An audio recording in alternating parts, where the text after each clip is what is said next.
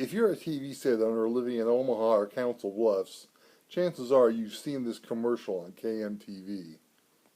If you watch KMTV3 for free using an antenna, listen carefully. Rescan Day is coming June 21st. You'll need to follow these 4 easy steps to continue receiving our signal. Press menu on your remote control, go to setup, click on antenna, and then hit channel scanner auto tune. Your TV will rescan all available channels, including KMTV. Remember, the day to rescan is June 21st.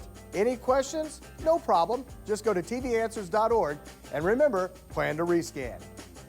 Well, now I'm going to tell you a bit about what all of this means, including some details that were not expressed in the commercial. In the earliest days of post-war television, there were only 12 channels, all of them on the VHF dial, because the VHF dial was all they had on TV sets of that period. However, there were 4 networks, ABC, CBS, NBC, and Dumont, and there were 212 television markets across the U.S., and they needed more channels than just those 12 to hold all 4 of those networks, plus educational television. So, the UHF band was opened up in 1952, and 70 new channels were added. UHF Channel 37 became the exclusive domain of the Radio Astronomy Service and was not available for television broadcasting in the U.S. or Canada.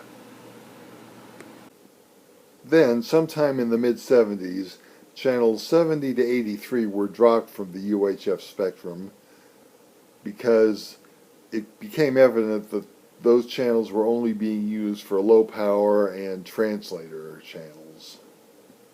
And also, more room was needed for other services.